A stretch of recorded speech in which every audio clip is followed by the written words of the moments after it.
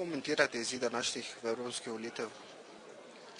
Torej, za Slovensko demokratsko stranko so rezultati dobri. Tudi seštevki, kakorkoli jih delamo, pač so dobri oziroma niso slabi. Mislim, da so bile te volitve nek potreben streznitveni signal tudi za vladno koalicijo, ko gre za stvari, ki so neopravljene doma. In pričakujemo drugačno obnašanje, tudi ko bo šlo za voljo po združevanju moči za odgovore na izzive gospodarske krize. Ali ocenjujete, da gre za premik volilnega telesa? Na vsakem primeru, čeprav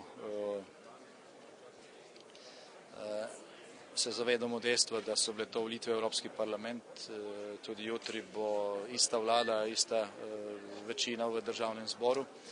Isti problemi pred nami, ko gre za naraščanje brezposelnosti, na počasno odzivanje na ta izziv.